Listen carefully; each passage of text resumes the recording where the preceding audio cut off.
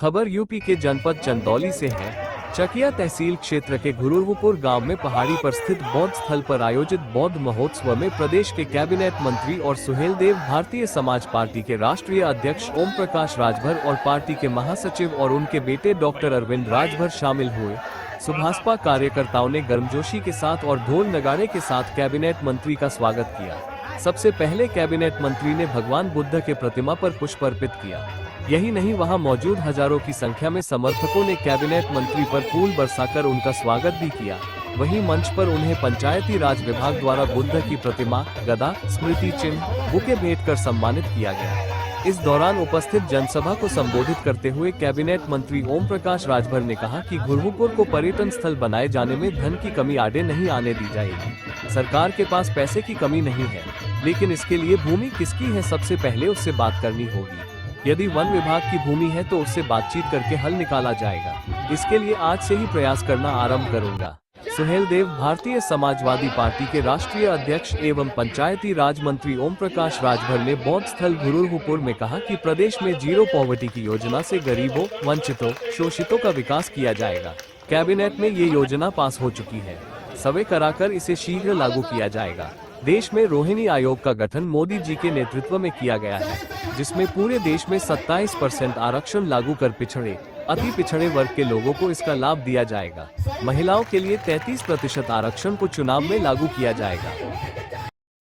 अल्पसंख्यक कल्याण वक्फ बोर्ड, हम क्या कर रहे हैं, सवाल विरोधी का सही है। हमने जो किया है अगर सही है तब आप बताइएगा। अभी 1 महीना पहले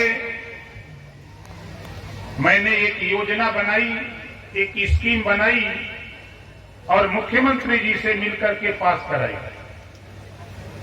उस योजना का नाम 2 अक्टूबर को माननीय मुख्यमंत्री जी ने घोषणा भी कर दिया। उसका नाम है जीरो पॉवर्टी।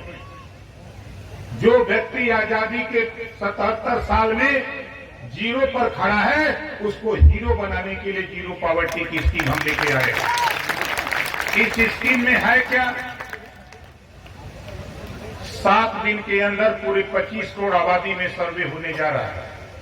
7 दिन के अंदर पूरे उत्तर प्रदेश के 75 जिले सर्वे होने जा रहा है। आजादी के बाद हर गांव से 25 ऐसे परिवार जिनके पास आवास नहीं, शौचालय नहीं, सड़क नहीं, राशन कार्ड नहीं, शिक्षा नहीं, दवाई के लिए आयुष्मान कार्ड नहीं, ऐसे परिवार का चयन करके ऐसे परिवार को जीरो से हीरो बनाने के लिए ये योजना फ्री में देने जा रहे हैं। आप बताओ ये योजना सही है कि गलत है? प्लास्टिक का दरवाजा बनाकर रहने वाले लोग मिलते हैं। मेरे मन में ये लंबे समय से मिजाज था कि एक शिकायत एक लोग किया करते हैं कि गरीब को नहीं मिलता है। मैंने मुख्यमंत्री से जब कहा, चीफ सेक्रेटरी को लेकर के हमारे मुख्यमंत्री के एसीएस सबको लेके जब मैं गया मुख्यमंत्री के पास की स्कीम लागू करनी है, जब मैंने उनको सुनाया, उन्होंने चीफ सेक्रेटरी से कहा इस योजना को जल्दी से जल्दी सैंक्शन कराओ और हमसे भी दस्तखत कराओ। राजभर जो काम बता रहा है ये गरीबों के हित के लिए काम है, ये गरीबों का काम है, इसका काम नहीं। और सहज मुख्यमंत्री जी ने संस्तुति दिया और 2 अक्टूबर गांधी जयंती के अवसर पर घोषणा भी हो गई, अखबारों में आपने पढ़ा होगा। इसमें आप सहयोग करिए।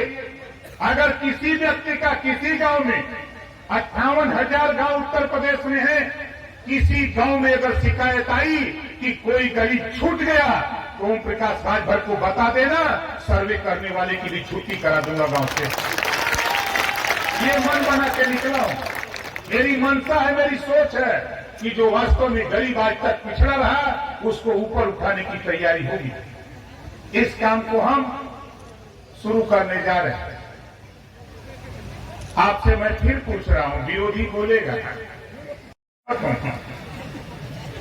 ये चीज लेके आया और आपके इसी घुरुरपुर में जब मैं आया था, बहुत पहले आया था, तो मैंने बताया था कि जिस दिन सत्ता में जाऊंगा गरीबों, जो सरकारी स्कूल में गरीबों के बच्चों को होमगार्ड की वर्दी पहनाई गई है, उस वर्दी को हटाकर उस बच्चे को नया यूनिफॉर्म दिलाने का काम करूंगा। पिछली सरकार में मिनिस्टर था, कैबिनेट में लड़ करके सूट बूट टाई बैग जूता मोजा और यूनिफॉर्म दिलाने का काम कैबिनेट से ओम प्रकाश राजभर ने लड़ करके पास करा दिया। आज आपके बच्चे एक ही गांव से एक दो घर से पहले निकलते थे, एक होमगार्ड की वर्दी पहन के निकलता था, एक यूनिफॉर्म पहन के भेदभाव समझ में आता था। उस भेदभाव को समाप्त करने का काम कैबिनेट में अगर कोई बहस किया तो ओम प्रकाश राजभर ने बहस करके इसको पास करा लिया। अब नौजवानों, विपक्ष के लोग कहते हैं कि रोजगार नहीं, हम कह रहे हैं कि हम नया कानून 4 दिन पहले लेके आए। 4 दिन पहले कैबिनेट हुई और कैबिनेट में एक कानून पास करा दिया। कक्षा 8 पास 21 साल की उम्र से लेके 40 साल उम्र का हमारा नौजवान बैंक से 5 लाख लोन लेगा, वो कारोबार करेगा, उसके पैसे का 5 लाख का ब्याज उत्तर प्रदेश सरकार देगी, उसको ब्याज नहीं देना पड़ेगा। ये कानून पास हुआ। 40 साल की उम्र के बीच का, चाहे वो ये नहीं एक बाध्यता है कक्षा 8 पास, high school, inter, BA, MA, MCom कुछ भी हो सकता है, लेकिन एक बाध्यता है कक्षा 8 पास। कोई भी आप रोजगार करना चाहो, आप 5 लाख रुपया ले लो, अपना कारोबार करो, ब्याज जितना भी बनेगा उतना ब्याज उत्तर प्रदेश सरकार, मुख्यमंत्री योगी आदित्यनाथ जी जमा करेंगे, आपको नहीं देना है। बताओ ये स्कीम सही है कि गलत है? कितने लोगों को सही है? जरा हाथ उठाओ। सही है ना? विरोधी कह रहा क्या कर रहे हैं? यहां हम जितने लोग जुटे हैं, आज के अगर 15 साल पहले जाइए, आपको स्टेशन पर चूहे कूदते हुए नजर मिले होंगे। आज के 15 साल पहले आप किसी स्टेशन पर आप गए होंगे तो जो बड़े बड़े स्टेशन हैं जिसको जंक्शन कहते हैं, वहां आपको चूहे कूदते हुए मिलते थे। लेकिन आज मोदी जी और योगी जी और उत्तर प्रदेश की सरकार इतना बदलाव किया कि चूहे लापता हो गए। बोलो सही है कि गलत है? आपके बीच में आप देखो, आपके बीच में काम करने वाला एक नौजवान जो आपके इलाके में चंदौली का रहने वाला, चिरपरिचित आपका छत्रबली सिंह जी, जोरदार ताली बजा करके स्वागत करिए। जय श्री राम। हमारे साथी गुरहपुर के लोग जहां हम खड़े हैं, इसको पर्यटक स्थल घोषित करने का एक पत्र दिए हैं। अब इस संबंध में ये जमीन किसकी है पहले हमको पता लगाना पड़ेगा। वन विभाग पहले हमको पता लगाना पड़ेगा कि ये जमीन किसकी है। अगर वन विभाग की भी जमीन है तो वन मंत्री से भी बात करूंगा और आपकी आवाज मुख्यमंत्री के पास तक भी पहुंचाने का काम करूंगा। जमीन उपलब्ध हो गई तो जितना रुपया चाहिए उतना रुपया हम देंगे और छोड़ दो, रुपया तो हमारे पास बहुत है, रुपए की कमी नहीं है। रुपया तो देने के लिए ही आपको आश्चर्य होगा, हमारे देश के प्रधानमंत्री माननीय नरेंद्र मोदी जी, हमारे देश के गृह मंत्री माननीय अमित शाह जी और स्वास्थ्य मंत्री केंद्रीय माननीय जेपी नड्डा जी और सूबे के मुख्यमंत्री योगी आदित्यनाथ जी, ये चारों लोग बुलाए दिल्ली। और दिल्ली बुला करके जब हमसे पूछा कि आप क्यों नाराज रहते, हम न कभी नाराज रहते न कभी खुश रहते हैं। प्रधानमंत्री जी ने कहा कि हमारी मदद करो। हमने कहा बिल्कुल मदद करूंगा, मैं आपकी बात से सहमत हूं, लेकिन आप गरीबों की मदद करो, हम आपके साथ कंधे से कंधा मिलाकर चलने को तैयार हैं। उन्होंने कहा क्या चाहते हो? हमने कहा आप ही बता दो, हम गांव में रहने वाले लोग हैं, गांव की जो समस्या है वो कैसे ठीक हो। तो प्रधानमंत्री जी समझ गए भाई देश चला रहे हैं, तो उन्होंने पंचायती राज विभाग हमको दे दिया कि चलो उत्तर प्रदेश में आप गांव में काम करो। उसके बाद उन्होंने कहा कि इतना नहीं, एक और काम आपको करना है, अल्पसंख्यक कल्याण वक्फ बोर्ड और हज विभाग का भी आपको काम देखना पड़ेगा। हमने कहा बहुत बड़ा हो जाएगा। उन्होंने कहा कि जब हम देश चला सकते हैं तो क्या 2 विभाग आप नहीं चला सकते हो? हमने कहा 2 विभाग नहीं, हम पूरा विभाग चला सकते हैं। फिर वार्ता हुई आए, और आज आपको बता दूं हमारे अधिकारीगण भी यहां हैं, हम लोगों ने अभियान चला रखा है। आपका सहयोग चाहिए। किसी भी परिवार को, अब तो नई स्कीम उसमें सम्मिलित हो जाएगा, किसी परिवार को उसके घर में यदि शौचालय नहीं है तो ओम प्रकाश राजभर रुपया देने के लिए तैयार है।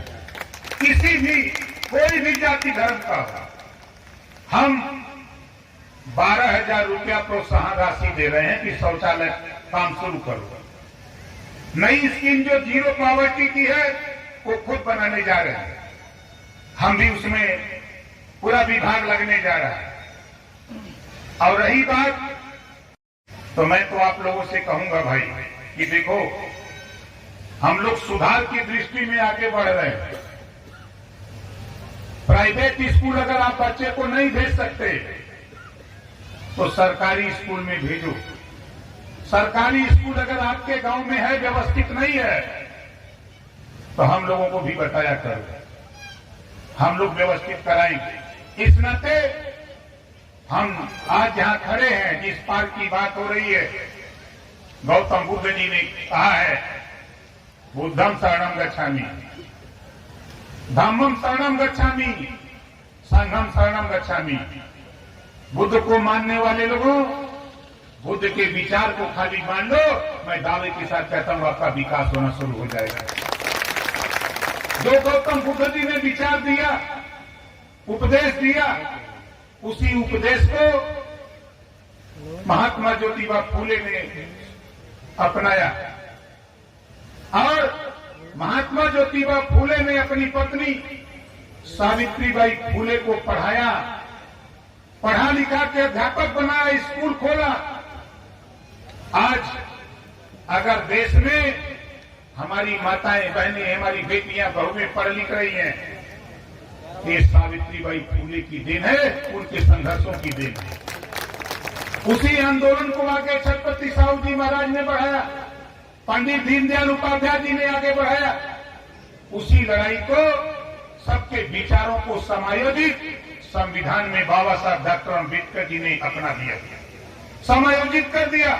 संविधान में पहले पन्ने पर जो बात गौतम बुद्ध जी ने कहा था, समता, स्वतंत्रता, बंधुत्व और न्याय, उसी बात को बाबा साहब डॉक्टर अम्बेडकर जी ने संविधान में लिख दिया पहले पन्ने पर कि समता, स्वतंत्रता, बंधुत्व और न्याय पर आधारित भारतीय संविधान।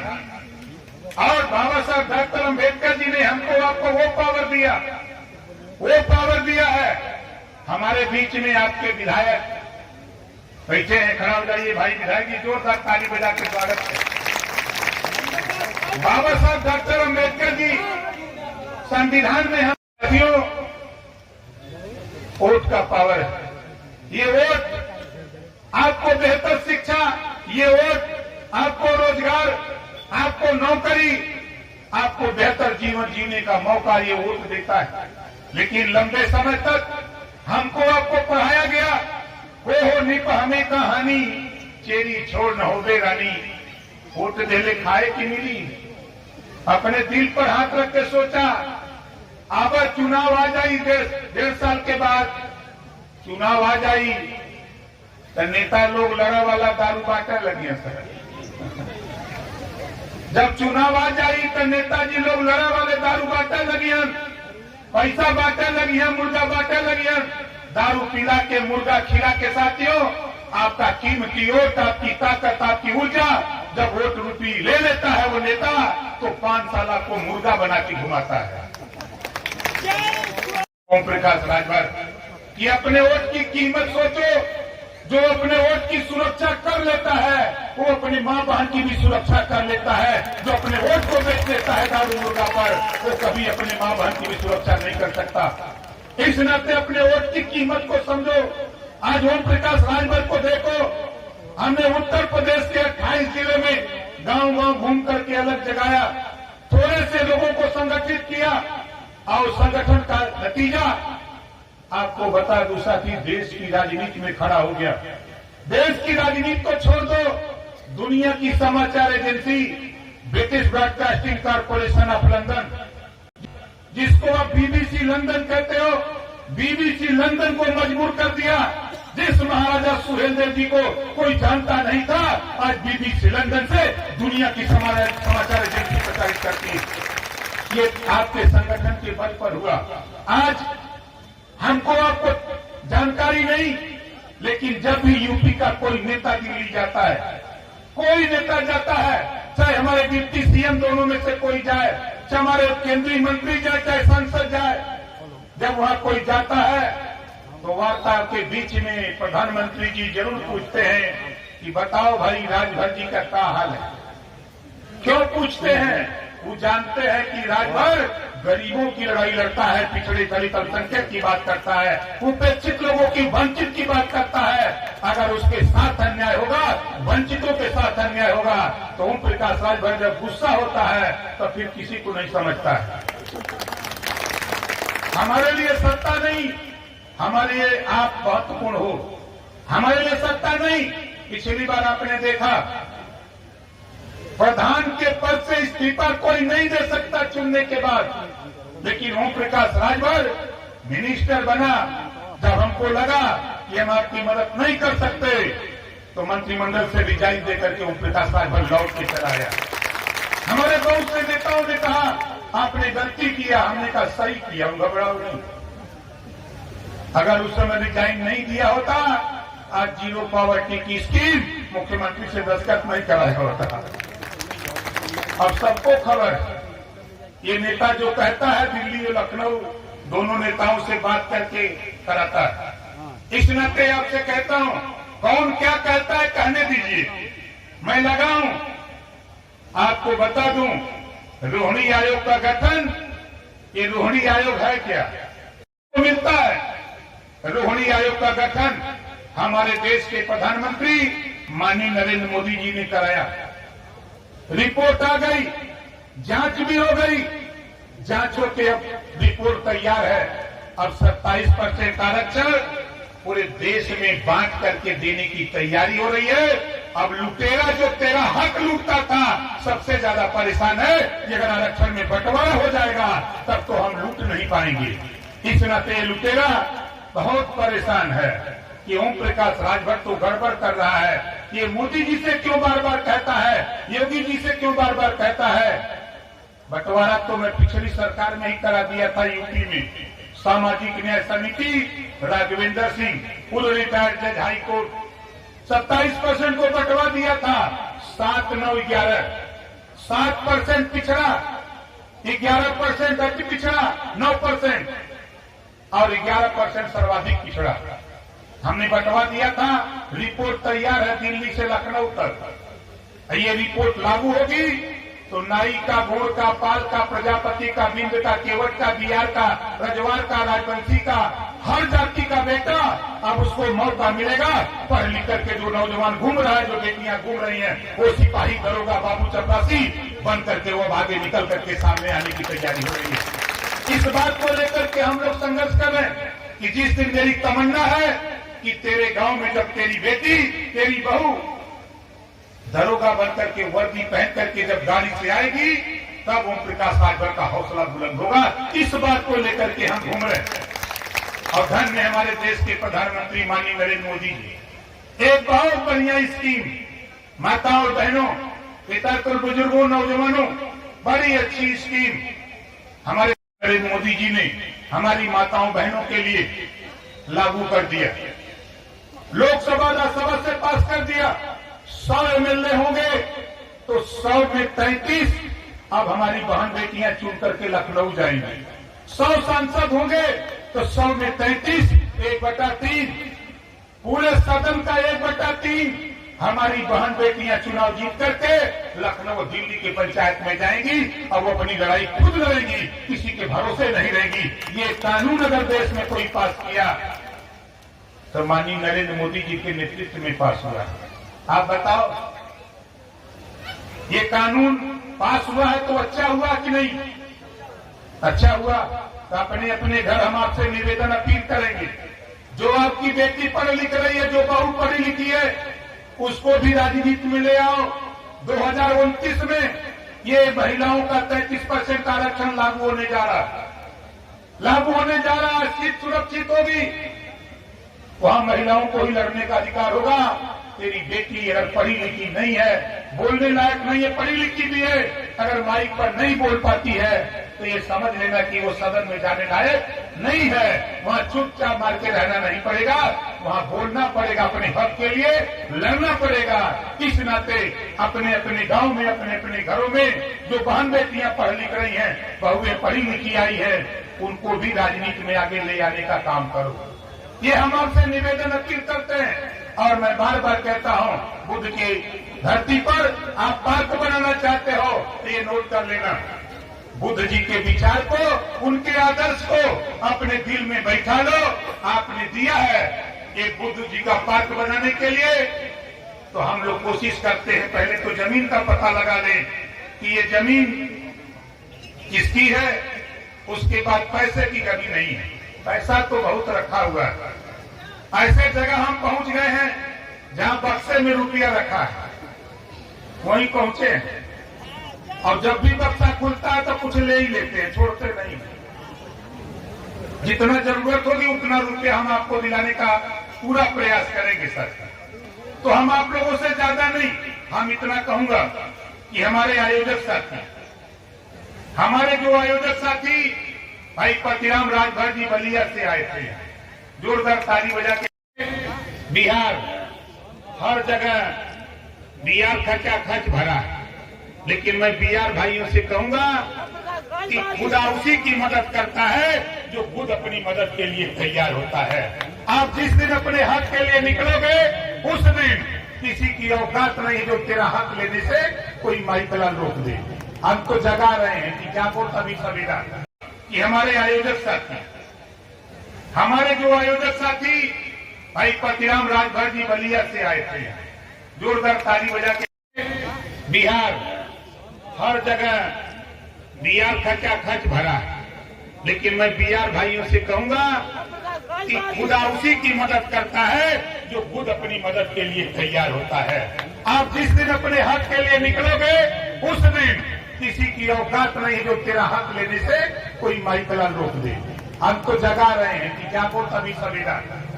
तो जो जहां बैठा है वहीं खड़ा हो जाइए, सब लोग जो बैठे हैं सब लोग खड़ा हो जाइए, हमारे साथ नारा लगाइए, भारतीय समाज पार्टी जिंदाबाद, जिंदाबाद, जिंदाबाद, भारतीय समाज पार्टी जिंदाबाद, जिंदाबाद, जिंदाबाद, जय सुहेलदेव।